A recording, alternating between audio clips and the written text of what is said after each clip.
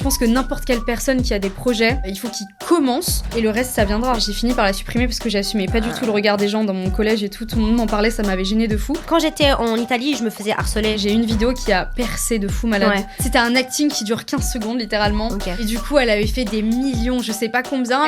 Heureusement que tu l'as fait. T'es dur avec toi-même. Comment en fait t'es passé de j'ai peur, je suis nulle à finalement je passe le cap? Je fixais le ciel et je me disais, je crois que je serais mieux dans les nuages que là actuellement. Savoir que t'as un TDAH, ça t'a permis de changer quoi? Toute ma vie. Je vais te dire une phrase, tu vas me finir la phrase. Allez. Si je n'avais jamais créé de contenu, je serais triste et seule avec mon imagination. Oh non! Non mais c'est vrai en plus. C'est horrible. J'aurais un monde, ce serait dommage. Ce que j'aurais aimé qu'on me dise au début. Te laisse pas impressionner par tes pensées négatives et focus toujours. Créer du contenu m'a appris que j'étais capable de faire des trucs cool et que ça peut plaire. Le moment où j'ai compris que la création de contenu pouvait devenir quelque chose de sérieux, c'est quand? Quand j'ai pu payer un resto à mon père. Lui qui m'a... on a quand même un peu galéré, tu vois, vu que j'ai perdu ma mère. Et j'ai vraiment beaucoup appris à faire attention à mes dépenses et tout. Là, je lui ai amené dans un resto, j'ai dit, papa, tu prends ce que tu veux.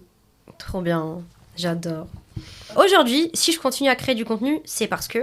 ça me fait sentir exister. Coucou Angéline. Coucou. Comment ça va? Bah ça va super, et toi? Ouais, ça va, moi je suis trop contente enfin de te recevoir dans mon podcast, parce que je voulais trop t'avoir. On a réussi, c'est un plaisir de fou. En plus, tu fais partie vraiment des premières personnes que j'interviewe, on va dire, c'est ça? Ouais. C'est un honneur. Je voulais te dire que j'adore tes vidéos. Oh, trop vraiment, mignonne, je trouve merci. que t'as su vraiment créer un espace safe pour nous et pour ta communauté. Qui est... moi, en tout cas, à chaque fois que je regarde tes vidéos, je me sens un petit peu moins... Enfin, je culpabilise un petit peu moins, tu vois. T'arrives à trouver, en fait, les bons mots pour parler d'un sujet qui touche tout le monde. C'est comme les artistes, tu sais. Les artistes qui écrivent des belles chansons et t'as l'impression, en fait, qu'ils parlent de ta vie. Ouais. Alors qu'ils parlent de la sienne, tu vois. Ouais, je vois tout à fait. T'arrives vraiment à faire ça et j'adore. On en avait parlé en plus quand on s'était rencontrés de ça et ça m'avait fait trop plaisir. Genre, je trouve ça trop fort et d'ailleurs, on va en parler aussi de tout ça. Et voilà, donc tu fais des fictions, Angéline, sur les réseaux Instagram, TikTok, elle est sur YouTube aussi. Ange dans les nuages. Yes. Aka Ange dans les nuages. Voilà, j'adore ton... D'abord, j'aimerais savoir pourquoi Ange dans les nuages, en fait. Alors, l'explication. Déjà, je m'appelle Angéline. Ouais. Mon surnom, c'est Ange. Ouais. Et déjà, Ange, voilà, on a le Ange. Ouais. Tout simplement, en fait. Et en fait, j'ai toujours été un peu dans ma tête, dans mon imagination. Et Oui. tu vois, l'expression être dans les nuages, la tête dans les nuages. Tête dans les nuages. Ça me représente beaucoup. Surtout que quand j'étais à l'école, tout ça, j'étais pas très scolaire. Voilà, j'étais toujours dans mon petit monde, dans mon petite imagination. Et je m'imagine toujours des vies de rêve, plein de trucs et tout. Et c'est ce qui me tient, en fait, même. C'est ce qui me tient aussi, tu sais, quand tu as vécu des choses très dures dans ta vie. Moi, j'avais vraiment cet aspect-là, toujours mon imagination, mes rêves qui me maintenaient un peu.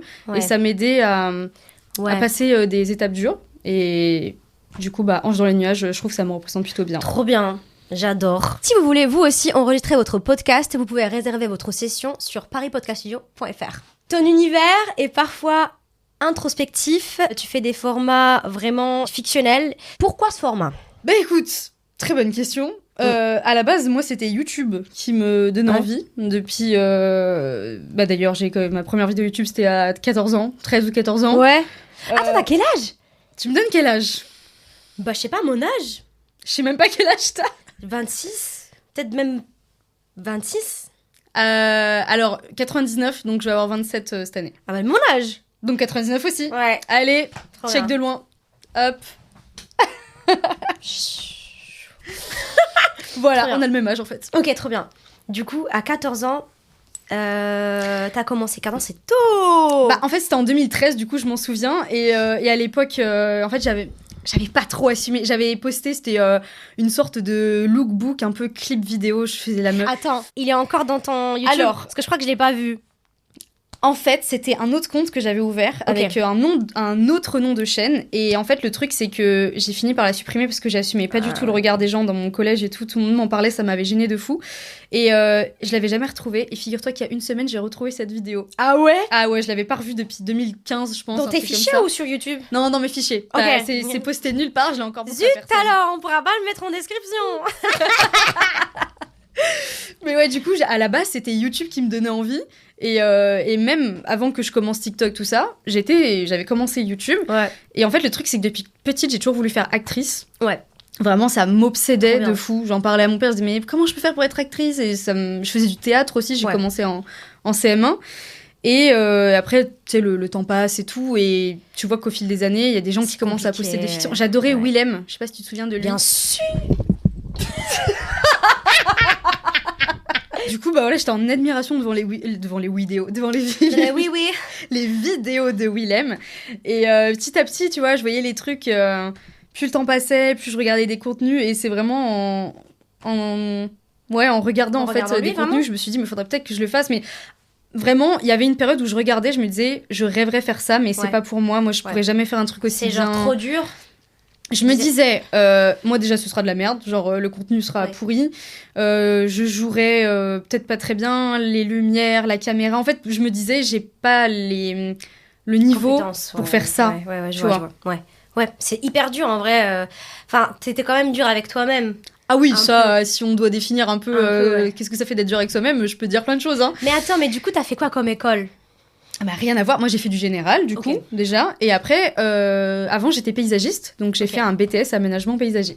Ok. Et tu fais quoi je connais pas trop ce métier-là. Tu fais quoi exactement ? Bah, en fait, t'es dans les jardins. Donc, j'étais jardinière paysagiste. Donc, je m'occupais des fleurs, je faisais des fleurissements. Ah, trop bien. Je plantais des plantes, je désherbais. Je faisais plein de trucs. D'accord. Et donc... Comment t'as commencé en fait à faire des vidéos ? Qu'est-ce qui t'a dit ? Qu'est-ce que tu t'es dit ? Comment en fait du coup t'es passé de j'ai peur, je suis nulle à finalement je passe le cap ? Bah en fait j'avais du coup commencé tout doucement sur YouTube. J'avais posté des petits vlogs et tout, donc déjà j'étais à l'aise avec ma tête sur les réseaux, on va dire. Et en fait j'ai commencé petit à petit sur mon portable. À faire, tu sais, les petits actings où t'as une petite voix et puis toi tu fais de l'acting sur le son, genre, tu vois. Du coup, c'est comme ça qu'on commence tout. T'as su pas mettre ta voix et tout. Vraiment. Ah ouais. Ah non, moi je voulais pas mettre ma voix, je sais, je vais être trop cringe, ça va être horrible. Pareil. Du coup, bah jamais de la vie j'ai alors faire que ça. genre t'as une trop belle voix et genre quand j'écoute. Non, je te jure. Hier soir, je me suis mise ton podcast réorganisé sa vie. Ouais. À la fin. Dernier, ouais. Genre je me suis douchée et tout, et j'écoutais ta petite voix et tout, je suis en mode mais elle a trop une voix. Tu pourrais trop faire me dit ça. Une voix de doublage, genre tu pourrais faire du doublage. Je rêverais doubler tu devrais, un dessin animé. Franchement, tu devrais. Après, c'est vrai que c'est un milieu fermé et tout, faut avoir un des jour, contacts. Bélive croire en ça. Mais t'inquiète pas. Mais ouais. C'était quoi la question déjà ? Et en gros, t'as commencé avec les vidéos en mode... Voilà, je faisais des actings avec le son et tout. Après, je parlais un peu de plein de trucs. Et en plus, j'ai pris des virages. En fait, j'ai le côlon irritable. Du coup, à un moment donné, j'ai pris un virage où je parlais que de ça. Ensuite, j'ai découvert que j'avais le TDAH. Et en fait, le truc, c'est que j'ai une vidéo qui a percé de fou malade. Ouais. En mode fiction ou juste tu parlais devant... Non, en fait, c'était un acting qui dure 15 secondes, littéralement. Okay. Je disais les signes du TDAH. Et du coup, j'ai joué... J'ai fait un peu la même chose avec la dépendance affective. C'est vrai. Je crois qu'on passe tous par ce genre de contenu. Elle a grave percé, mais genre à ce moment-là, j'utilisais pas les réseaux pour... Et il y avait ta voix ? Non, pas du tout. Moi non plus. Je faisais comme ça, avec juste les textes. J'avais pas Et genre, il y a grave de commentaires qui disaient ouais, ça c'est pas être dépendant affectif, c'est juste être toxique. Tu es en mode ouais, bah après, il y a les commentaires négatifs. Quoi, frère je laisse tomber. Et je calculais même pas à l'époque en vrai, parce que je faisais des vidéos juste parce que j'aimais bien. Ouais. Tu vois, pas parce que j'avais en tête de faire une carrière, j'en sais rien. Ouais, carrément, je comprends. Mais je vois très bien de quoi tu parles. Et du coup, elle avait fait des millions, je sais pas combien, mais en fait, je me suis dit, vas-y, c'est un signe du destin. Je viens juste d'être diagnostiquée du coup TDAH. Moi, ça m'a changé la vie de l'être. Et en plus, j'ai une vidéo qui d'un coup s'épère dessus. Du coup, je me suis dit, bon, bah en vrai, pourquoi pas continuer là-dedans. Et j'ai eu tellement peur, j'ai entendu un bruit. Pardon. Et du coup... Pardon, ça m'a déconcentré. TDAH, vie. Hypersensible. Ouais, en plus. Hashtag. Trop anxieux. Vas-y, t'inquiète. Je disais quoi ? Mais en gros, Attends. TDAH, du coup, tu t'es dit, c'est un signe. Ouais. Il faut. Après, je sais me pas. suis dit, bah vas-y, fonce là-dedans, parce que moi, ça me faisait du bien, du coup, d'en parler avec d'autres personnes. Je me sentais moins seule et tout. Et du coup, je faisais des petits actings comme ça sur le TDAH, TDAH devant un film, nanana, et tout. Et du coup, t'as commencé directement avec. T'as fait YouTube et tu t'es rendu compte que tu voulais faire aussi des vidéos format Reels. Bah, en fait, j'avais acheté ma caméra, du coup, pour YouTube. Et puis, quand j'ai fait le vlog et tout, bah, c'était trop cool. Sauf qu'après, bah, vu que j'avais cette... en fait, depuis du coup que j'ai arrêté de faire... J'ai pas continué ma vidéo YouTube là, quand j'avais 14 ans. Je faisais que penser à ça tout le temps. Mais chaque année de ma vie, j'étais en mode... Et si j'avais continué? Du coup, j'étais restée sur ma faim là-dessus. Du coup, après, j'ai posté la vidéo YouTube. Et vu qu'à côté, il y a la passion aussi du cinéma, et que je voyais ces vidéos... de plein de gens qui faisaient de l'acting, je me disais mais il y a un moment donné il faut passer à l'action. Vu que j'avais ma caméra et que j'avais déjà une petite base de communauté, c'était une communauté neuroatypique uniquement, en fait j'ai commencé à percer entre guillemets avec le TDAH, donc j'étais invitée pour faire des interviews, tout ça, vraiment TDAH. Et petit à petit, j'ai commencé à faire des petits actings sur l'anxiété, sur des trucs comme ça, le côlon irritable, dépendance affective, voilà, des trucs comme ça. J'avais ma caméra, je l'ai regardée. En plus, je sortais de mon bore-out. J'avais demandé à mon entreprise de faire une année sabbatique, parce que mon corps a commencé à me parler aussi. J'avais vraiment en fait, j'ai commencé à développer une endométriose qui a migré sur mon diaphragme. Ça a été très compliqué, donc... Attends, ça c'est hyper intéressant. Comment ça? L'anxiété le burn-out t'a fait développer... Le bore-out m'a fait... Ah, c'est bore-out? Ouais, c'est pas burn-out. Ah, je pensais que tu parlais du burn-out. Non, en fait, burn-out, c'est... Tu sais, t'as plein de tâches à faire. Enfin, j'ai pas la définition exacte du burn-out, hein, mais burn-out, c'est... T'es complètement débordé. Débordé. Et du coup, t'arrives à rien faire. Bore-out, c'est... Je me sentais inutile. Ah ouais, ok. Ah, vraiment, inutile. Je me trouvais sous-payée. J'ai l'impression que j'avais des capacités qui servaient à rien. J'avais la boule au ventre. J'avais des crises d'angoisse, des insomnies. Ouais. Mais pourtant, les gens qui étaient là-bas, mes collègues, c'est encore mes amis aujourd'hui, enfin, du coup mes ex-collègues, il n'y avait aucun problème avec les gens. Enfin, après, il y avait des situations un peu qui me mettaient très mal, où je pleurais et tout. Mais vraiment, j'étais plus du tout épanouie. Bah ouais. Et donc, du coup, d'un moment, mon corps a commencé à me parler. C'est-à-dire que quand j'avais mes règles, je pouvais plus respirer. Genre, en gros, j'avais une douleur sur le côté. J'allais aux urgences, personne ne trouvait rien. De toute façon, l'endométriose est très, très mal pris en charge. C'était un délire. Pareil, je prends la pilule pour ça. Toute ma vie, je me suis dit jamais je prends la pilule. Bah, en fait, les seuls traitements qu'ils nous proposent, c'est soit un stérile hormonal que j'ai, ou alors c'est la pilule. Okay. Donc, c'est très, très, très mal pris en charge. Et du coup, à un moment donné, je me suis dit, je pense qu'il faut que j'arrête. Parce que j'avais même des idées noires. Hein. Pour moi, je sers plus à rien, autant que je passe... C'est horrible, hein, mais je me disais, autant que je passe de l'autre côté. Mais c'était pas en mode, j'ai envie de me faire du mal. C'était en mode, bah écoute, je sers à rien. Donc, autant dormir, pas me réveiller et... Je sais pas comment expliquer, mais je me non, tu l'expliques très très bien. Vraiment, je me souviens, j'étais dans mon lit, je fixais le ciel et je me disais, je crois que je serais mieux dans les nuages que là actuellement. Enfin, c'était trop. Et du coup, en fait, c'est à partir de un peu cette période-là que tu t'es dit, ok, c'est comme ça que je vais m'appeler.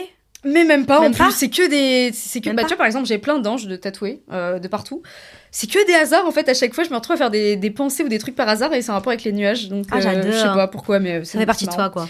Ouais, je pense que c'est vraiment une partie de moi. Et puis même, du coup, j'ai perdu ma mère jeune et j'ai retrouvé un carnet où elle a écrit pourquoi est-ce qu'elle m'a appelée Angéline. Oui.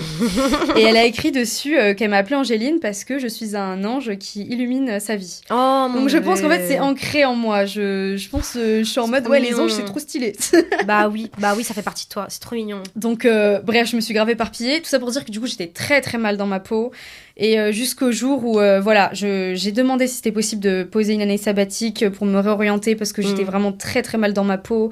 Et ils ont été adorables, hyper compréhensifs. Ils ont dit, écoute, si t'as besoin de tester autre chose, y a pas de souci. Ils ont mis mon CDI en pause. Ok, trop bien. À la base, j'étais censée faire une alternance pour faire du design et tout. Je trouvais rien. Ouais. Je me suis retrouvée sans rien. Vraiment, sans rien. La seule chose que j'avais, c'était mon début de communauté sur le TDAH. Ouais. Avec ma caméra, vu que j'avais déjà posté sur YouTube. Et je me suis dit, tu sais quoi, en vrai, j'ai déjà un podcast, parce que mon podcast, je l'ai ouvert en 2023. Je me suis dit, écoute, en vrai, poste des vidéos, essaye de challenger, faire des trucs. Et ma première fiction, c'était... avec ma caméra, c'était sur la batterie sociale, justement. Oh, j'ai tellement honte quand je la regarde, mais c'est pas grave. Oh. Ah, vraiment. Et c'est comme ça, en fait, petit à petit, j'ai commencé à la fiction, j'ai vu que ça marchait bien. J'ai fait la vidéo sur la rivalité féminine. Ça a explosé. Évidemment. Et petit à petit, je me suis dit, allez, on continue sur cette voie. Et je savais pas comment attendre, mais je l'ai fait. Et c'était la meilleure décision de ta vie, quoi. C'était la meilleure décision de ma vie. Ouais, je suis très contente d'avoir fait ça. J'adore. Enfin, je pense que les personnes qui t'écoutent, ils avaient besoin d'entendre ça. Ah, mais je pense qu'on a tous en tête, tu vois, un truc en mode « Ah, mais j'aimerais trop un jour faire ça et tout, j'ose pas, parce que si, parce que ça.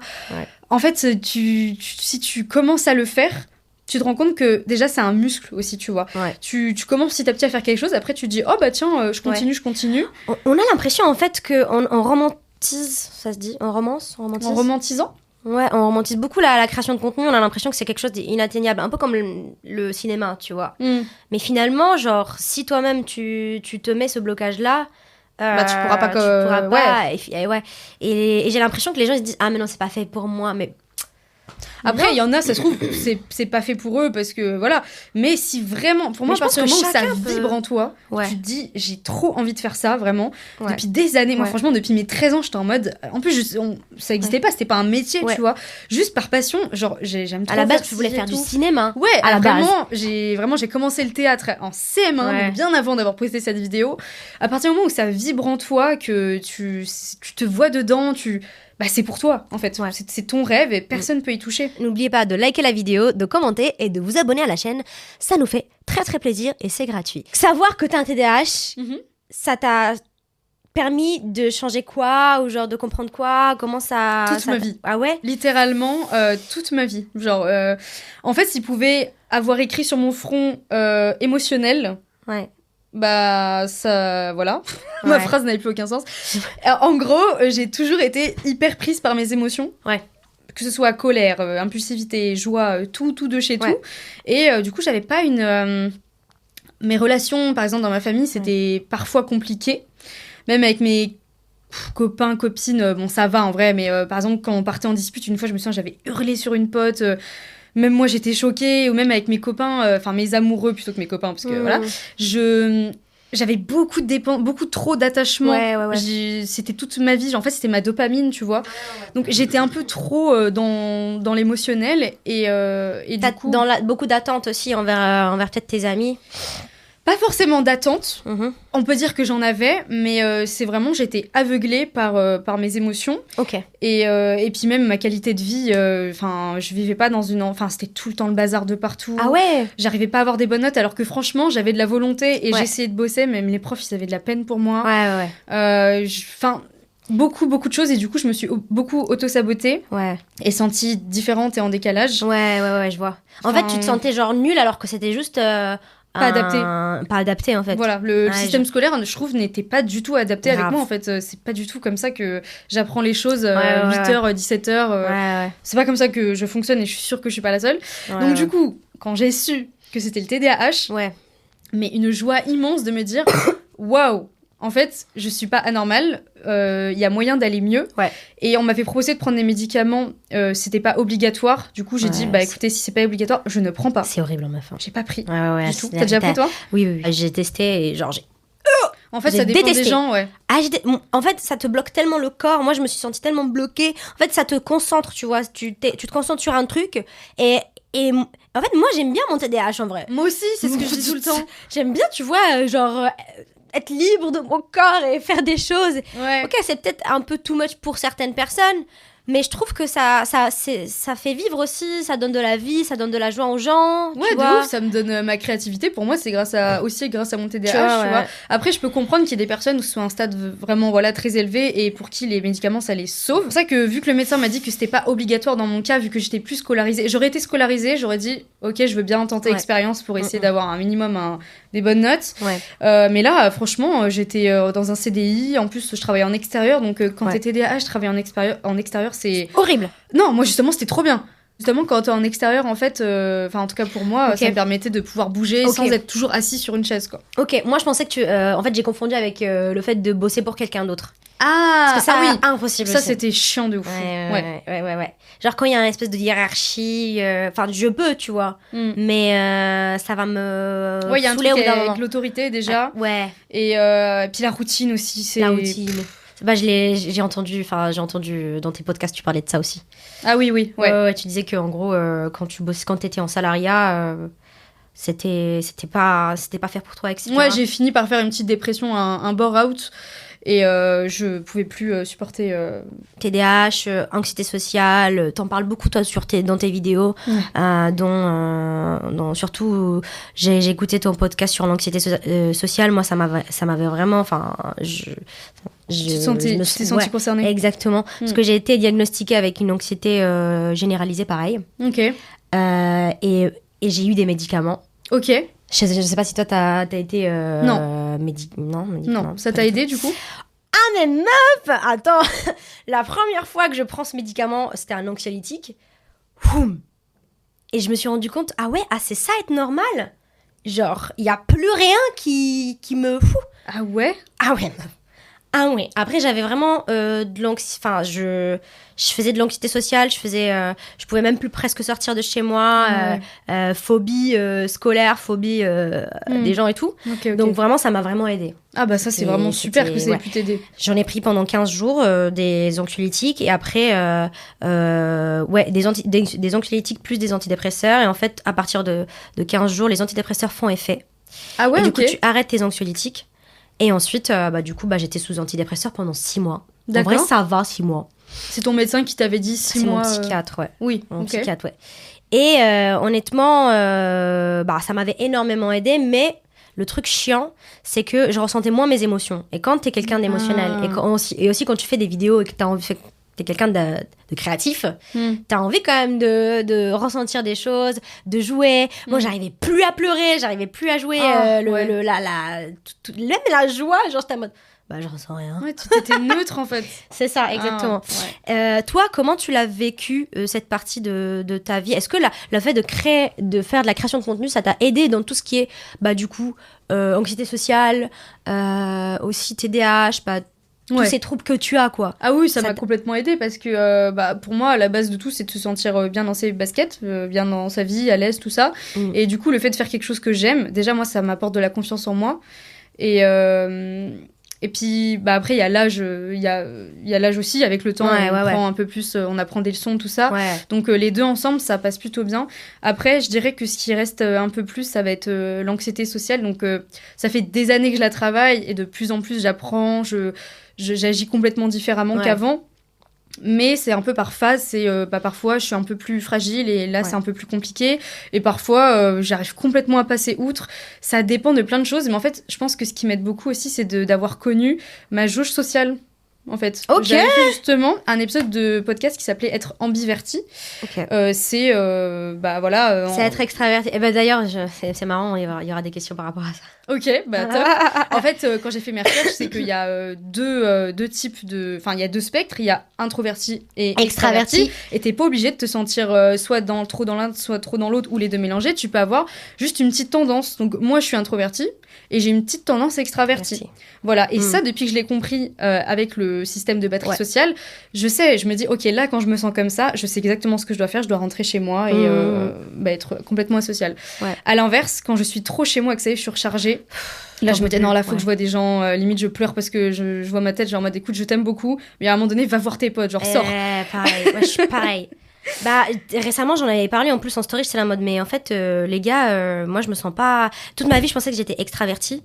Mais en fait, il y a des phases, en gros, où j'ai l'impression que j'en peux plus des gens et j'ai besoin de rester une semaine chez moi et de me c'est ça, en fait, c'est recharger, tu vois. Le système de recharge, si t'as besoin de te recharger avec d'autres... Après, bon, je suis pas spécialiste, hein, mais... Non, mais on parle tranquillement. Voilà, si t'as besoin beaucoup plus de te recharger avec d'autres personnes, c'est plus que tu vas être tendance à être extraverti. Ouais. Et si tu te recharges vraiment seul, ça, c'est que introverti. Ouais. Et par contre, si comme... les deux. Voilà, si t'as besoin un peu des deux, en tout cas moi c'est beaucoup plus introverti que extra, et bah là c'est que c'est dans une ambiversion quoi. Ouais, c'est ça. Mais par exemple aussi, je sais pas si toi ça t'arrive, quand tu rencontres, quand t'es avec des personnes qui... Moi par exemple ça m'arrive d'être avec des gens qui me chargent plutôt qu'ils me déchargent, tu vois.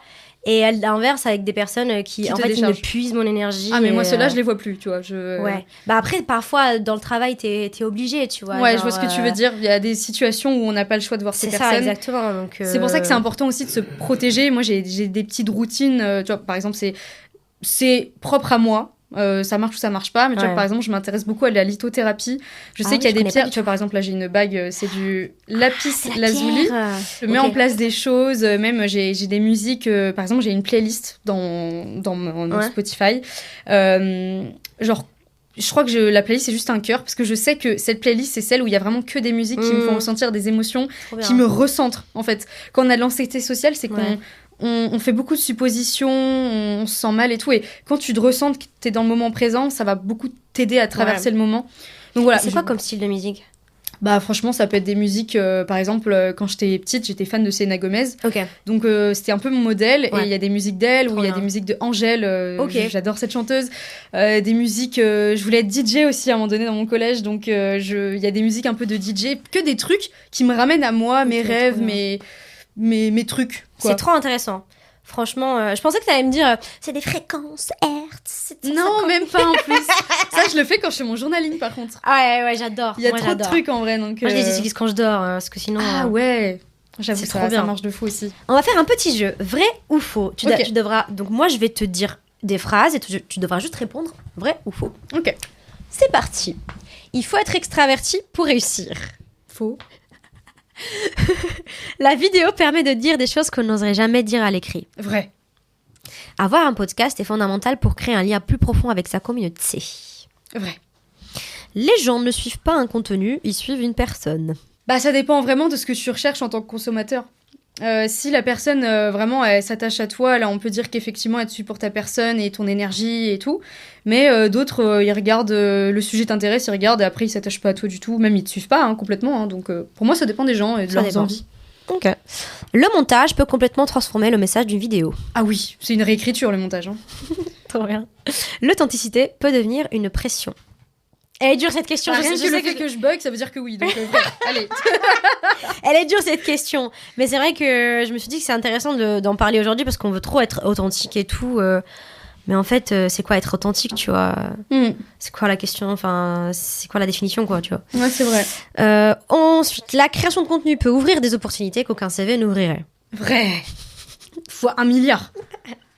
Je savais que t'allais dire vrai. Les réseaux peuvent être un vrai levier d'indépendance. Vrai. Et il faut faire des compromis pour vivre de la création. Vrai. Bah, si je pouvais le crier du haut de la tour Eiffel, je le ferais. Vrai. Ok, dernière. Vivre de la création, c'est accepter l'incertitude. Vrai. Là, cette fois-ci, je le crie de l'Arc de Triomphe. Petit montage, Axel, de l'Arc de Triomphe. Vrai. Du coup, quand t'as commencé à faire des vidéos, comment t'as appris ? Est-ce que t'as regardé des vidéos ? T'as commencé avec ton téléphone ? Ta première caméra, tu l'as achetée ? Est-ce que t'as dû regarder des tutos pour apprendre à filmer ? Je sais pas. Alors, en termes de vidéos, du coup, je faisais sur mon portable. Et non, j'ai pas vraiment appris, c'est en voyant qu'il y a enfin après, on est aussi la génération où on a grandi avec les réseaux, du coup tu sais comment ça fonctionne. Okay. Donc voilà, par rapport à ça, quand j'ai acheté une caméra, j'ai acheté la caméra des débutants qui est incroyable, c'est la Sony ZV-E10. Ah oui, génial. Et quand j'ai commencé à filmer, à enregistrer mes podcasts, je m'étais acheté pareil un micro basique, c'était le micro Blue Yeti. Je connais pas du tout. C'est celui qui se met, il se pose comme ça là et tu parles, voilà. Donc c'était un copain à moi qui m'avait offert le sien. J'étais en mode mais merci, parce qu'à la base je m'étais acheté un micro chez Action. Je sais pas s'il faut dire le mot, mais je m'étais acheté un micro. Oui. Un micro chez Action qui coûtait 20 balles. Il y avait des bruits et tout, mais j'avais commencé par ça. Je me disais je vais pas acheter un truc de ouf alors que voilà, on n'est pas parfait en commençant. Hein. On reste dans la même DA, donc tu peux acheter du petit matos. Tu vois si ça te plaît ou pas, si t'as envie de continuer ou pas. Et après petit à petit tu te perfectionnes. Donc voilà, j'avais commencé avec le Action. Il m'avait offert le Blue Yeti. Et après moi, vu que pour mes fictions j'en avais marre de me post-synchro. Je me suis dit, je vais m'acheter un micro de caméra. Donc, du coup, maintenant, j'utilise ce micro pour mes podcasts. C'est un Rode. Et quand je fais en vidéo, c'est avec mes micro-cravates aussi. Voilà. Et la lumière, parce que t'as vraiment un univers vraiment à toi, propre à toi, avec des couleurs rose, bleu, enfin vraiment qui se matchent bien. Comment t'as appris aussi à gérer ça, tu vois, la lumière sur le tas, hein. Sur le tas. Franchement, au départ, je voulais faire une ambiance bleue et tout, j'y arrivais pas. J'avais, tu sais, les trucs, les lampes astronautes qui mettent du bleu là sur le plafond. Je mettais ça marchait pas. Je me disais, pourquoi ça fait rien, ça me saoulait.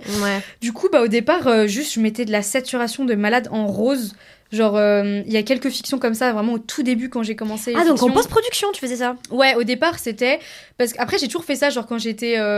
Tu sais, à Instagram à l'époque et tout, quand j'étais au collège-lycée, je postais des photos, je mettais toujours un petit filtre rose, je sais pas, parce que j'aimais bien le rose. Et du coup, je me suis dit, au pire, je fais ça là sur mes vidéos. Donc, je mettais un filtre un peu rose, tendance rose. Après, je me suis dit, c'est quand même très rose, on voit pas mon visage, j'aime pas trop. Et du coup, vu que j'essayais un peu avec le bleu, je disais, sinon, je peux. Et en fait, je prenais ma tablette. J'écrivais écran bleu, je le mettais derrière. C'était sur ma vidéo, je sais. C'est génial. C'était immonde. Ah ouais. Mais c'était par contre, ça le faisait. Moi, j'étais trop contente. Ça le faisait, ouais. Oh, ça fait du bleu derrière, trop bien. En fait, ça a toujours été sur le tas en apprenant. Au départ, j'étais sûre de moi. Après, petit à petit, je me disais si je rajoutais ci, si je rajoutais ça. Et au bout d'un moment, je me suis acheté d'autres petites lumières, des trucs vraiment de débutants. J'ai toujours le même matos. Hein. On a parlé de est-ce que du coup la création de contenu, ça t'a permis du coup d'être plus à l'aise socialement, etc. Peut-être plus épanouie aussi. Plus épanouie. Ça m'a apporté beaucoup mentalement. Voilà, de une, donc ça on en a quand même bien parlé. Et de deux, ça m'apporte, comment dire, tu sais cette vie professionnelle, quoi. Accomplissement. Voilà, des accomplissements professionnels, des choses que jamais j'aurais cru un jour réaliser. Enfin, c'est... Même quand je vois il y a pas longtemps, je sais pas si t'as vu ma story, j'ai remis une de mes premières vidéos de fiction, là. Oui, j'ai vu. Je m'en souviens comme si c'était hier, et quand je la regarde, je me dis, mais comment j'ai pu laisser ce cut? Comment j'ai pu faire cette erreur? Heureusement que tu l'as fait. Ouais, c'est ça, comment j'ai pu... Au contraire, tu vois, t'es dur avec toi-même. Mais ça va, en vrai, parce que je trouve que c'est aussi un beau message. Je reçois aussi beaucoup de personnes qui me disent j'ose pas me lancer, ça va être pourri et tout. Mais en fait, tu seras jamais parfait en commençant. T'apprendras toujours sur le tas. Et déjà, on n'est jamais parfait. Là, ce que je fais aujourd'hui, dans un an, je vais me dire mais pourquoi je faisais comme ça? T'as vu? Faut pas commencer en se disant il faut que je sois parfait, sinon tu commenceras jamais. Ce qui compte, c'est être dans le mouvement. Vraiment, c'est super important. C'est là que tu vas accomplir des choses et avoir des nouvelles idées. Et... Enfin, je pense que n'importe quelle personne qui a des projets... il faut qu'il commence et le reste ça viendra. Ouais, c'est ça. Mais en fait, j'ai l'impression que même aussi avec les réseaux et tout, les gens ils se comparent beaucoup, tu vois. Ils se comparent beaucoup à des gens qui ont déjà qui ont commencé déjà du même de zéro comme eux, et c'est ça qui est dur, je trouve. On le fait tous, hein, même moi, tu vois, genre je me juge tout le temps, je suis en mode putain, cette vidéo elle est pas assez bien, ou quand même par exemple quand la vidéo elle fait pas beaucoup de stats, voilà, parfois j'archive. Est-ce que c'est à cause des statistiques que tu peux te juger, tu vois? Parce que moi j'ai une période, j'étais beaucoup comme ça. Et je vais pas mentir en disant que ça me le fait plus, parce que franchement parfois j'ai des phases où je me dis écoute, c'est de la merde, je vais aller me faire voir. Voilà, juste voilà. Mais en fait, je trouve aussi que ce qui joue au tout début, c'est le regard des autres. Ah ouais. En fait, par exemple, quand j'étais dans mon ancien travail, déjà le pire c'était à l'école. Regarde, j'ai même carrément pas continué de poster parce que les gens me faisaient des remarques sur mes vidéos. Je me souviens, c'était une fille qui m'avait dit à la cantine pourquoi tu fais ça? Vraiment avec cette voix. Putain, les petites pétasses là. C'était vraiment la peste du voilà. Et du coup, j'avais mon plateau de repas comme ça et j'ai fait je sais pas. Et j'ai plus jamais continué. Plus jamais. Et en plus, je me souviens, je recevais des messages de filles qui disaient pourquoi tu continues pas.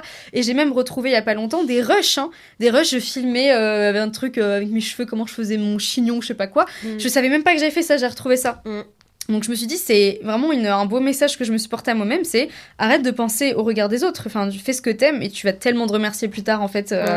Et après quand j'étais dans mon CDI, je me disais purée, c'est tellement gênant, genre mon chef qui va voir je sais pas ma vidéo alors qu'il s'en fout complètement, donc je pense que ça peut être gênant de penser au regard des autres. En fait on pense que c'est gênant, mais c'est gênant pour les personnes qui elles se sentent gênantes. Voilà. Tu vois ce que je veux dire? Qui se Exactement. sentent mal à l'aise avec leur...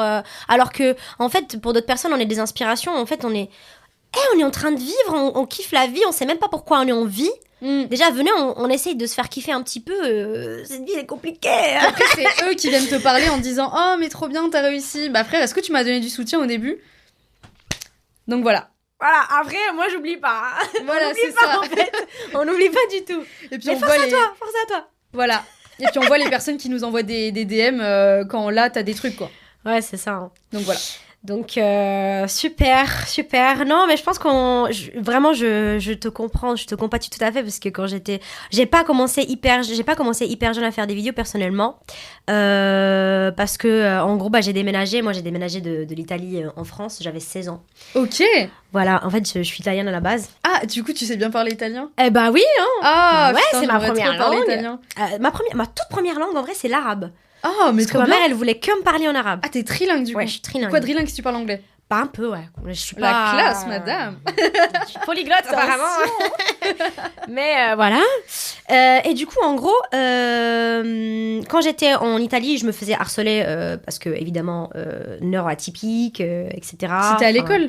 Ouais, c'était à l'école, dès le collège, en fait. Après, racisme et tout, tu vois. Vraiment, les Italiens, ils sont très, très racistes. Ah, je savais pas. Par exemple, en fait, je me faisais jamais inviter aux anniversaires, etc. Ou quand je faisais mes anniversaires, j'invitais toute la classe, même carrément toute l'école. Il y avait 3 personnes qui venaient. Oh, purée. À la fin de la primaire, je me rappelle, il y avait MSN, tu sais, le vieux MSN. Oui, en gros, tu j'aimais pouvais trop. mettre une bio et tout. Il y avait 2-3 personnes de ma classe qui avaient dit ah, je vous aime tous, sauf la mia qui pue le caca. Ah, mais arrête. Mais Mais ça va pas ou quoi? Mais ils sont Ça, tu tarés. flippes, hein. Mais je suis Et choquée. maintenant, ces gens-là, ils sont devenus. Mais franchement, je sais pas quoi. Je sais pas Je si sais pas. c'était au collège ou au lycée du coup. C'était en primaire. J'avais pas cette honte, cette gêne de commencer à faire des vidéos quand je suis arrivée en France parce que, en fait, j'avais rien à perdre. Ouais. J'avais pas non plus beaucoup d'amis, tu vois. En plus, je faisais grave ma vie, tu sais. Je me suis tellement fait harceler en Italie que maintenant, je m'en bats là. Ouais, ça t'a forgé quoi. Exactement. C'est un moment. Vous pouvez dire tout ce que vous voulez. Dans tous les cas, je vais faire ce que je veux. Voilà. Et du coup, en vrai, je comprends l'harcèlement. Mais j'ai pas vécu la même chose que toi quand j'ai commencé à faire des vidéos. Ah, mais de toute Après, façon, moi j'ai. t'as commencé tôt, toi. Ouais. 14 ans. J'ai l'avantage de jamais, je touche du bois, mais de jamais avoir été harcelée à l'école et tout. Mais je trouve ça, que c'est de l'harcèlement, ça. Hein. De te dire, ah, tu fais ni. Oui, cette fille m'a beaucoup déstabilisée, mais justement, vu que j'ai arrêté les vidéos, enfin, que j'ai pas continué, je pense que ça m'a peut-être potentiellement skippé une partie qui m'aurait peut-être fait plus de mal. Je sais pas du tout, franchement. Ouais. Mais de toute façon, je regrette rien. Tu regrettes rien? Non. Ouais. Ok, bon. En tout cas, arrêtez de faire ça, s'il vous plaît. Si quelqu'un veut faire des vidéos jeunes, il a le droit, en fait. Ouais, mais en plus, avant, c'était pas du tout la même vision qu'aujourd'hui, vu que maintenant, on peut en faire un métier. Ouais, c'est vrai. Quand t'as un coup de mou, t'arrives quand même tu te dis, je me force à créer, ou pas du tout. Comment tu gères cette phase-là? Déjà, je chiale.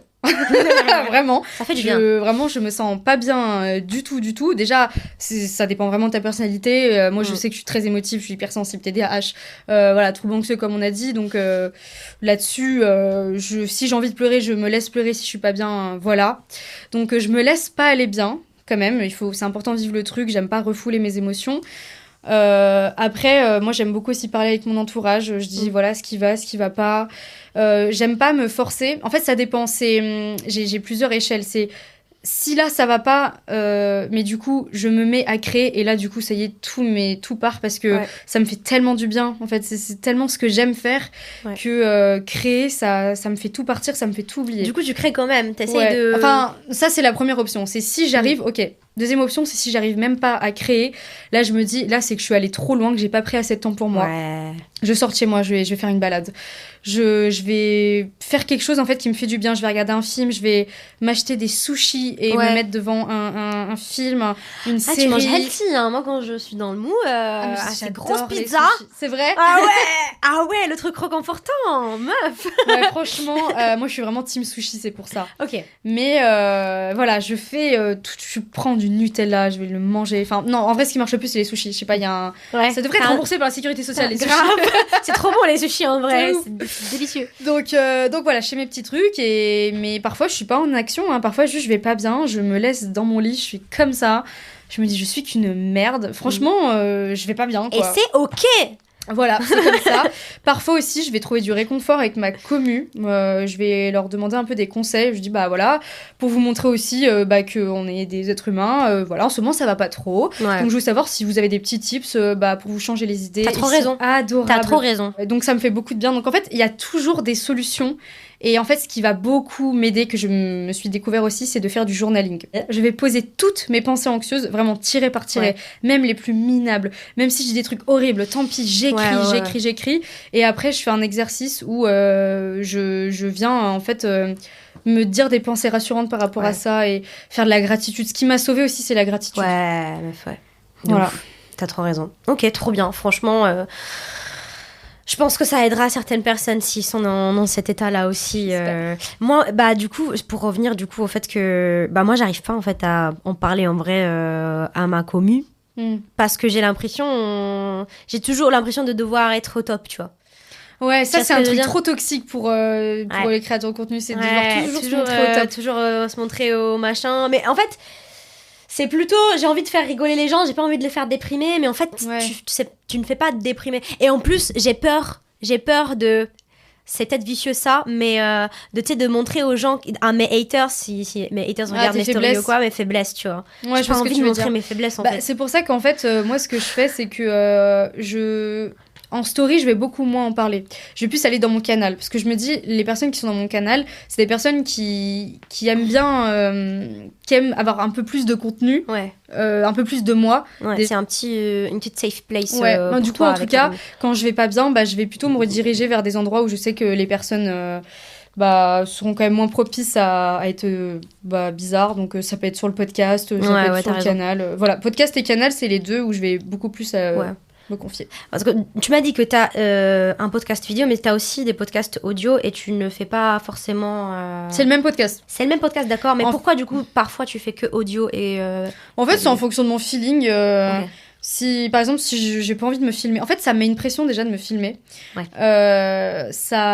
Et puis comme... Faut se maquiller, Après, franchement, j'ai fait plein d'épisodes où j'étais en pyjama avec une tête... Ça, c'est... En plus, moi, j'ai juste écouté, genre... tu sais, on écoute souvent, on regarde même pas. Hein. Donc, en fait, il y a des épisodes où je me dis, écoute, là, je vais le filmer. Et d'autres, non, en fait, j'ai vraiment pas d'explication. Mais dans tous les cas, tout est posté partout. Okay. C'est-à-dire que mes épisodes vidéo, ils sont aussi postés sur les plateformes. C'est juste qu'il n'y a pas le format vidéo. Ouais. C'est juste sur YouTube, du coup, il y a que les vidéos. Ouais. Mais voilà. Ok, trop bien. Ok, d'accord. Et plus généralement, pourquoi t'as voulu choisir, du coup, le podcast ? En fait, parce que je suis une pipelette. Je parle, mais je suis un moulin à paroles. Mes potes, ils ont... Tu vois, il y en a qui disent, les gens qui font des messages vocaux, ils sont hyper cringe. Je suis cringe. Et alors j'adore faire des messages vocaux. Genre, vraiment, dites-vous, mon copain, qui n'est pas messages vocaux, il est tellement habitué à moi. Déjà, c'est que j'ai gagné son cœur, vraiment. Il me réclame des messages vocaux tellement je parle. Genre, tous les jours, j'ai une routine. Bon, alors aujourd'hui, je lui raconte ma journée. Et quand je le fais pas, parce que au tout début, je me disais, mais je dois le saouler. Et quand je le fais pas, il me fait, je veux savoir pourquoi tu m'as pas fait des messages vocaux pour me raconter ta vie, en fait. Il y a un truc de bizarre.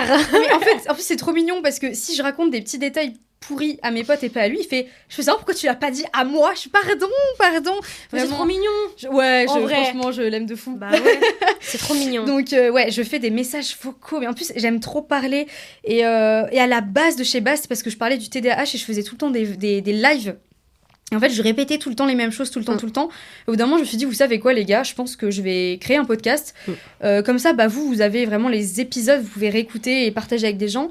Donc voilà, c'est en réunissant tout ça, je me suis dit, allez, go podcast. Et franchement, je kiffe de fou. Ouais.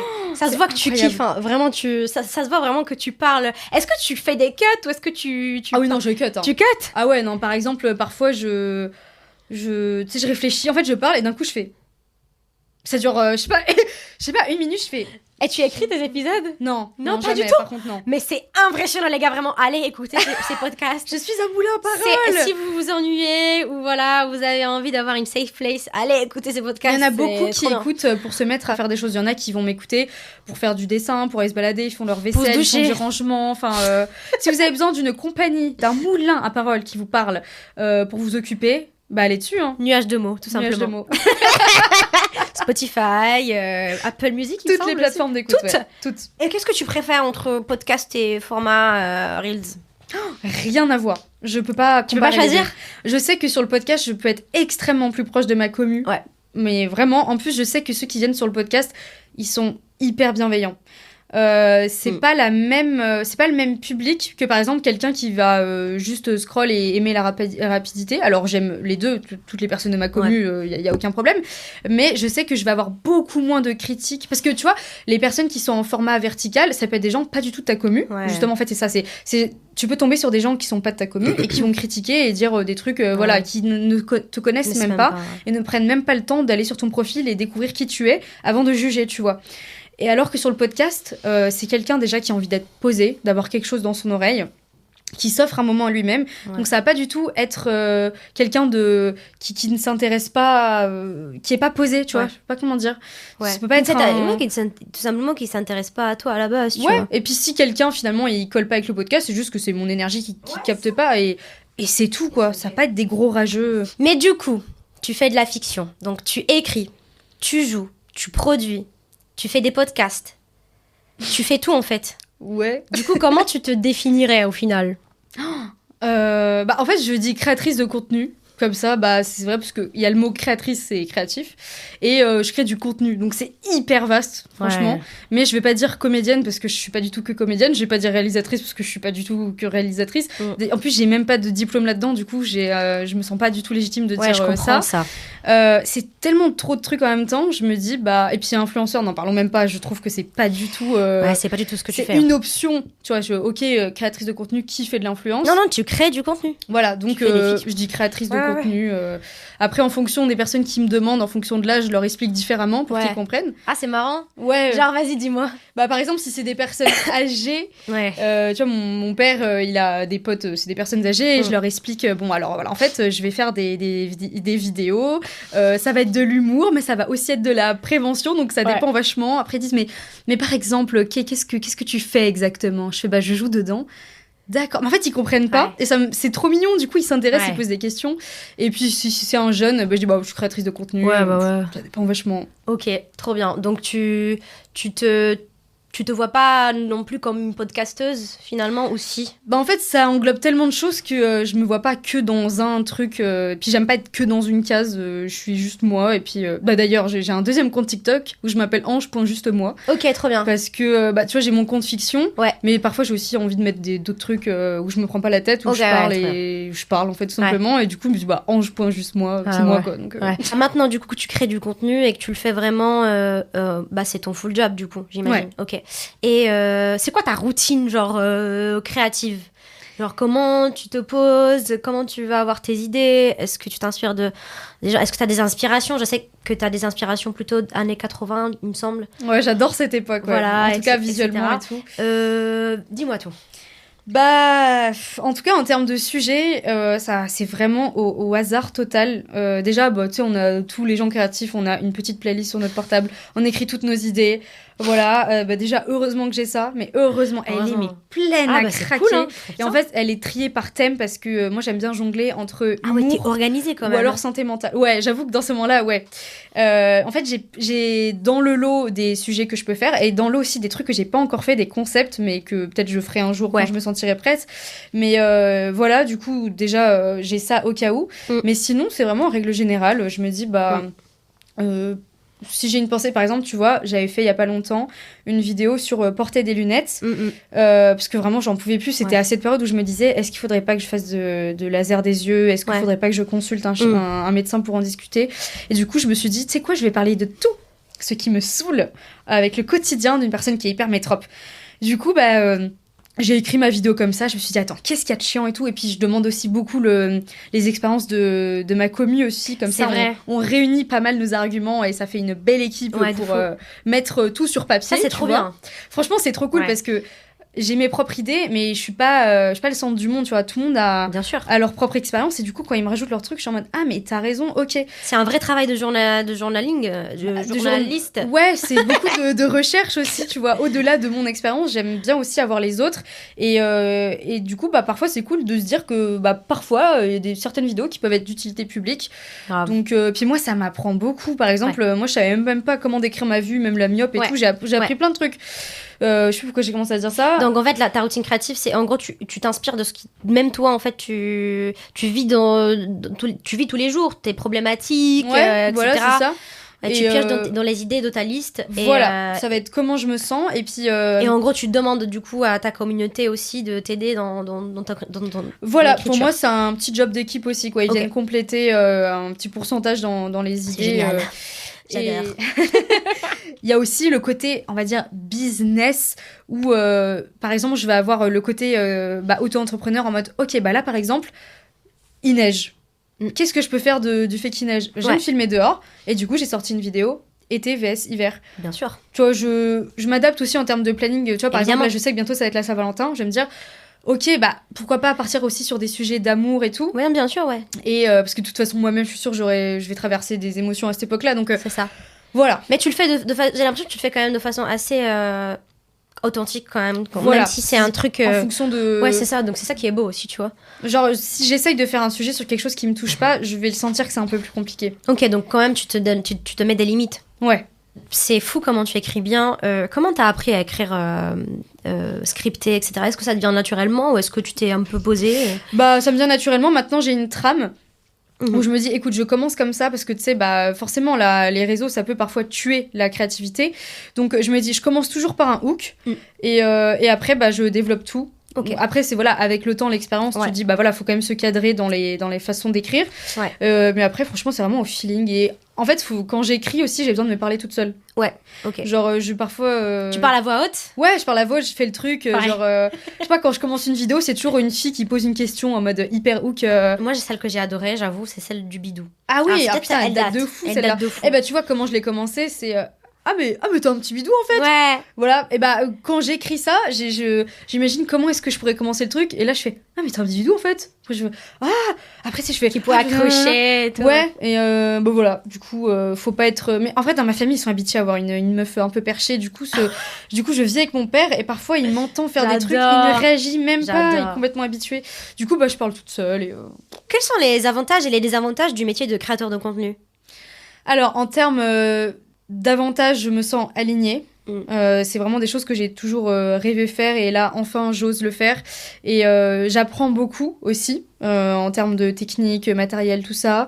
Bon, franchement, si je devais dire tous les avantages, ce serait interminable. Mais en tout cas, principalement, je me sens alignée. Et quand tu fais ce que t'aimes, tu te sens bien dans ta peau. Ouais. Et tu le sens même au quotidien que t'as beaucoup plus tendance à être...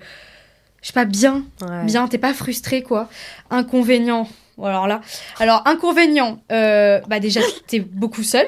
Ouais. Beaucoup. Il faut persévérer, il faut accepter quand il y a une vidéo qui marche pas, persévérer, être résilient, continuer, pas lâcher l'affaire.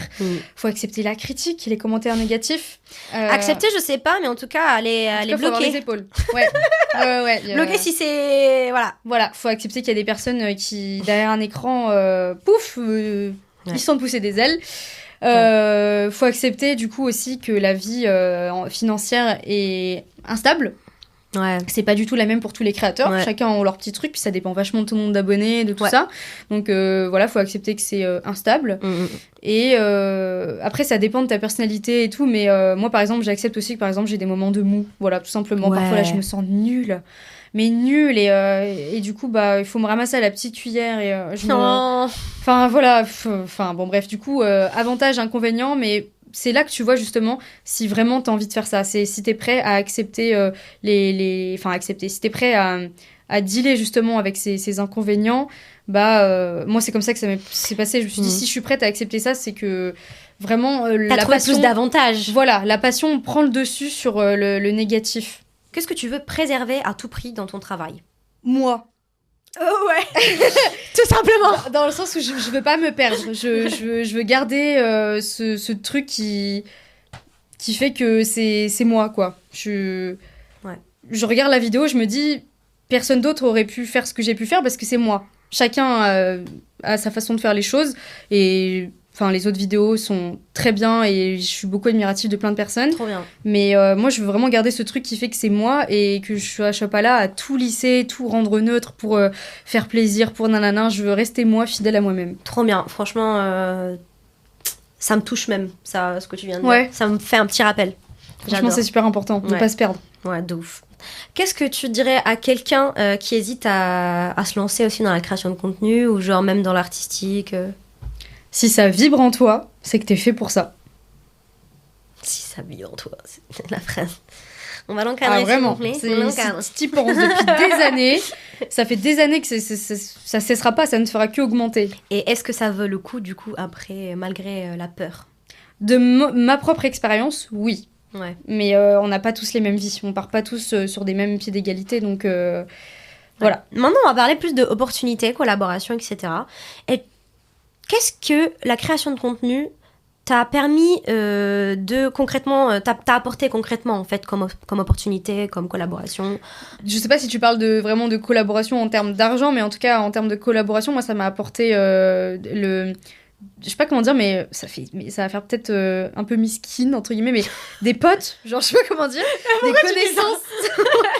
Miskin. Parce que t'es seule, et puis d'un coup, bah waouh, tu rencontres des personnes qui ont les mêmes passions que toi, Bah, grave en vrai. qui aiment l'acting, qui aiment le cinéma, qui aiment parler, enfin dans plein de trucs. Et par exemple, toi, je sais que t'es comédienne aussi. J'ai pas souvent, enfin je faisais du théâtre, mais moi je me suis créé un monde de paysagiste et tout, pas un monde où ma passion Pareil. que pas que je refoulais, mais que je ne légitimais pas. Du coup, ça m'a beaucoup aidé là-dessus. Ouais. Même des entrepreneurs, tu vois. Dans mon entourage, j'ai pas de potes entrepreneurs. Et parfois, tu sais, tu vois un peu une sorte de petit décalage, entre guillemets. Et là, ça apporte vraiment... c'est pour ça que j'arrive un peu plus à m'assumer, parce que je rencontre des gens, en fait, ouais, c'est normal, en fait, de vouloir entreprendre des gens choses. Comme toi. Voilà, donc du coup, sur cet aspect des potes et tout, ça, c'est vraiment trop cool. Des êtres humains, comme je dis tout le temps. des êtres humains. Ouais, ton équipe, ton univers, des gens qui sont dans ton univers. Ouais, quoi. voilà. Et aussi, en fait, le truc, c'est que moi, j'ai une phobie administrative. Du coup, j'avais du mal à m'estimer, à répondre aux mails sans paniquer. J'avais peur de me faire arnaquer. Je m'étais déjà pris On une est petite tous arnaque. comme ça. Et on est tous comme ça. Et du coup, moi, mon objectif, c'était d'avoir des agents. Ouais. Et, t'es en agence du coup? Voilà, je suis en agent depuis le mois de septembre et ils m'ont changé la vie. C'est qui ton agence? Marie-Antoinette. Donc tu travailles plus seule, mais tu travailles quand même seule un peu pour faire tes vidéos, j'imagine. En fait, je suis complètement seule. Tout mon travail, je le fais seule. Mais par contre, je sens que j'ai des personnes sur qui m'épauler. Enfin, au-delà de mes proches déjà, voilà. Mais en termes de travail, par exemple, si j'ai besoin de demander l'avis en plus pro, si par exemple, si j'ai une idée de collaboration, je dis, voilà, est-ce que tu penses que je pourrais faire ça, nanana, ou si j'ai un problème quelconque, je vais demander, et franchement, ils sont trop cool. Je me sens plus seule complètement. Trop bien. Après, voilà, ça fait pas longtemps que j'y suis, donc j'apprends aussi. Ouais, bien, eux aussi, ils apprennent à me connaître. Septembre, on apprend mutuellement à se connaître, ça, y a pas de souci.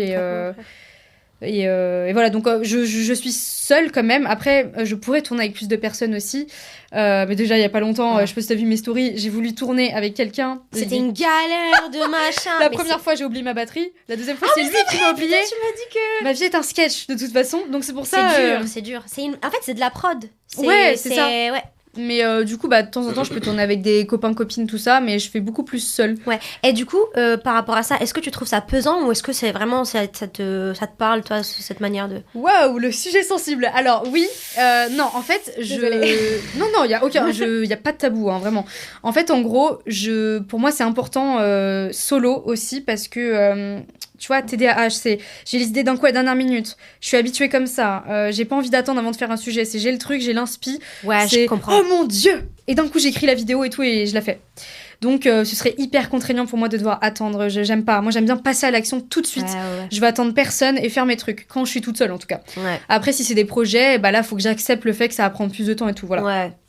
Mais par contre, parfois, ça me pèse au quotidien. Tu sais, c'est comme cette histoire d'ambiverti. C'est quand ça y est, t'as trop fait les trucs seul, au bout d'un moment, t'as besoin de faire des trucs avec d'autres personnes. Grave. Et parfois, ça peut vraiment me peser. Et passer à l'action juste pour écrire un scénario, ça peut être compliqué parfois parce que je travaille de chez moi. Parfois, je me dis, va travailler dans un café et tout, donc là, ça peut m'aider. Mais parfois, je ne peux pas aller travailler dans un café parce que l'acting, il faut que ce soit dehors. Grave. Et le montage et tout, voilà. Et même parfois, tu parles en écrivant, tu écris tes histoires en parlant. T'imagines, t'es dans le café. Aujourd'hui, j'ai parlé de ma amie, c'est ça. Exactement. Du coup, c'est pas toujours évident, mais en vrai, ça va, je me plains pas. Mais par contre, heureusement que je suis très bien entourée par mes amis et mon copain qui sont là pour moi quand ça va pas. Mais c'est quand même un sujet. Ouais, franchement, parfois je me sens vraiment très très seule. Genre, je peux partir très très loin. C'est compliqué. Hein. Je te comprends. Faut pas croire que création de contenu, c'est hyper facile. Je dis pas pour toi, hein, mais pour ceux peut-être qui connaissent pas. Ah non. Justement. Non, si. Ah, c'est dur. Genre, en fait, pour ceux mes amis maintenant, ils commencent à connaître parce qu'ils ont moi dans leur entourage. Mais c'est vrai que parfois, ils sont en mode, putain, c'est fou tout ce que. Tout le monde pense que c'est hyper easy et tout, nanana. Après, franchement, j'ai l'impression que ça va. On n'est pas non plus à plaindre, genre, on fait pas un taf horrible. Ouais, mais justement, tu vois, le fait de devoir se justifier, de se dire qu'on n'est pas à plaindre, j'ai l'impression que c'est aussi. Non, certes, on n'est pas à plaindre, mais il y a un moment donné, lancez-vous seul et essayez de voir si vous n'êtes pas à plaindre. Forcément, on a des opportunités, mais on les a pas en faisant rien.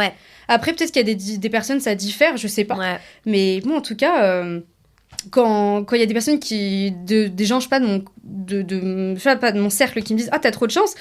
Je suis en mode, alors oui. J'ai travaillé. Mais je sais pas, j'ai du mal à la prendre. Je suis en mode, j'ai trop de chance, mais t'entends quoi par là? Genre, je pense que c'est juste hyper maladroit, mais il y a aucun problème. C'est hyper maladroit. Je suis là en mode, j'imagine même pas les sacrifices, même financièrement, que j'ai fait. La pour tête comme ça. Faire ça, quoi. Ouais, grave.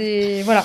Ouais, non, mais je suis d'accord avec toi. Et merci de l'avoir bien expliqué parce qu'on remet les choses sur la table. Ouais. Ok, j'ai une autre question par rapport aussi à tout ça. Et du coup, par rapport aux collaborations, on parlait, comment tu les choisis? Est-ce que t'as des... Par exemple, quand tu penses à une vidéo, tu te dis, ce serait sympa de faire cette collaboration. Ouais. Et du coup, tu proposes à ton agence ou je sais pas. Déjà, j'ai pas fait non plus 1000 collaborations. C'est ça aussi qu'il faut savoir. Ça veut pas dire qu'on est en agence, que ça y est, bim, on est riche et tout. Ouais. Non. Mais en fait, voilà, c'est parce que j'ai une idée de vidéo. Et après, je me dis, mais attends, mais du coup, je pourrais peut-être demander d'intégrer ça. Ça pourrait être trop bien.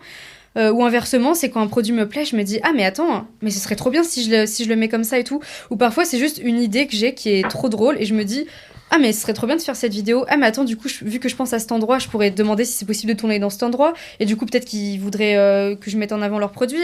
Enfin voilà, c'est des idées et après j'en parle à mon agence. Est-ce que t'arrives à avoir les... Parce que moi j'ai essayé pour les meufs riches. Mais non, moi je me prends plein de refus des non-réponses. Hello Fresh. Non, mais voilà, ça fait partie aussi de l'envers du décor qui est hyper dur. C'est que ça veut pas dire que t'as l'idée et que tu contactes qu'ils te répondent. Ouais. Vraiment, c'est dur. C'est dur. Faut accepter le rythme de vie qui n'est pas stable du tout, quoi. Ouais, je suis d'accord avec toi. Et du coup, niveau aussi rémunération, etc. Comment tu te rémunères? C'est plutôt TikTok, YouTube, Insta, ça rémunère YouTube, pas. j'ai même pas la monétisation T'as encore. pas la vision? Non, ou alors je sais pas comment on fait, mais non, je crois que je l'ai pas encore. Ah merde. Et moi c'est TikTok. Ouais. Et de temps en temps si j'ai des collabs. Ok, trop bien. Et TikTok, t'arrives à en vivre? J'ai l'avantage d'être logée chez mon père. Ok, d'accord. Donc il y a une époque où je disais j'arrive à en survivre parce que vraiment j'ai survécu. Mais parce vraiment, que TikTok ça rémunère pas des masses. Ça a beaucoup baissé, énormément, énormément de chez énormément. Donc ça peut me permettre de payer mes abonnements, mes assurances, mes trucs comme ça. Mais par contre, pendant plusieurs années, je pouvais plus mettre d'argent de côté. Même quand j'allais au restaurant avec mes copines, elles avaient tellement de peine pour moi qu'elles me payaient des trucs. J'étais en mode, mais non, arrête et tout. J'allais au restaurant, je mangeais une entrée. En fait, c'est un truc qui coûtait 6 balles. Ils étaient en mode, mais tu vas manger. Non, mais je veux pas que tu me payes. Mais si, vas-y. Et finalement, elles me le payaient. J'étais trop gênée. J'étais en mode, putain, quand j'allais boire un verre, je prenais le truc le plus dégueu et pas cher, juste pour. Parce qu'à un moment donné, t'as envie de vivre aussi. Bah oui, c'est ça. Et voilà. Aïe, aïe, aïe, aïe, aïe. Mais du coup, t'es passée de la case chômage ou pas? Non, j'ai pas pu parce que, en gros, quand tu poses une année sabbatique, tu peux pas être au chômage. Ah ouais? Donc du coup, rien. Ah ouais? La CAF, par contre. Tu sais, t'as un tout petit truc par mois, quoi. La CAF, c'est tout. Okay. Mais rien, sinon rien. Dur, de ouf. Ok, dur. Donc, la création de contenu, c'est... Faut bosser, hein. N'attendez pas que la rémunération TikTok... Mais en tout cas, c'est bien, parce que moi, j'avais commencé, du coup, déjà à faire des petites vidéos quand j'étais dans mon CDI. Et après, tu sais, j'ai raconté, ça s'est fait par hasard et tout. J'étais censée faire une alternance, j'ai pas eu. Donc, tout s'est fait par hasard. Mais voilà, c'est quand même mieux d'avoir un petit truc sur le côté. Ouais. Attends, mais j'ai oublié de dire un truc, c'est que... Pardon, vas-y. 2025, j'avais aussi un autre travail. Ouais. Je faisais Game Master. C'est quoi ça? C'est, tu sais, dans les escape games, tu fais les comédiens qui jouent dedans. Trop ou stylé. tu les aides, tu donnes les indices. Ah, j'adore. Franchement, c'était trop cool, j'ai adoré. Ouais. Après, au bout d'un moment, je sentais que je faisais du surplace et que ça me rapportait pas assez, ça valait pas le coup, parce que c'était hyper loin de chez moi. Du coup, j'ai arrêté. Mais au bout d'un moment, en fait, j'ai surtout fait ça pour voir des êtres humains. J'en pouvais plus d'être tout seul chez moi, je pétais un câble littéralement. Je te comprends tellement. Donc voilà. Aïe, aïe, aïe, aïe, aïe, mais je te comprends tellement. Et je pense qu'il y a pas mal de personnes, de créateurs qui passent par là aussi. Hein. Ouais. Mais j'imagine pas tous, peut-être. Ça dépend de comment ils travaillent, tu vois. On n'a pas tous le même chemin. Et ouais, voilà. Ouais, c'est ça. Tu te vois où dans 1 ou 3 ans? Bah écoute, moi tout ce qui concerne l'avenir, je me dis que... en fait, maintenant j'ai appris à être dans le moment présent et à pas trop penser au futur. Okay. Voilà. Parce que ça a longtemps pu m'angoisser, vraiment. Donc depuis que j'ai abandonné ma vie dans le salariat et le CDI, la sécurité, je me dis maintenant c'est important aussi de penser, de se focus sur le moment présent. Donc je sais pas où je me vois, mais j'espère juste que je continuerai de faire ce que j'aime et que je pourrai toujours en vivre et avoir des petits animaux aussi. Je rêve d'avoir 2 chats. Avec mon copain, on veut 2 chats. Et, oui, voilà. J'adore. Bah, je te le souhaite. Merci. Vraiment. Est-ce que tu aimerais, du coup, faire des projets, peut-être... t'as des ambitions dans l'entrepreneuriat, peut-être? J'ai beaucoup d'ambitions, mais qui, pour l'instant, restent dans ma tête, dans les nuages. Ok, trop bien. Bah, hâte qu'on découvre tout ça. Allez vous abonner, en fait. Eh ben, merci beaucoup, Ange. Eh ben, de rien. Avec grand plaisir. C'était trop bien. C'était vraiment très enrichissant. Bah, c'est gentil. Et du coup, on peut te retrouver sur tous les réseaux, Ange dans les nuages. Et dans ton podcast, Nuages de mots. Et aussi Snapchat. Ouais, Angéline Nuage, je raconte ma vie. Voilà, c'est rien de passionnant. Et si vous avez aimé ce podcast avec Angéline, n'oubliez pas de liker la vidéo, de commenter et de vous abonner à la chaîne. Ça nous fait très très plaisir et c'est gratuit.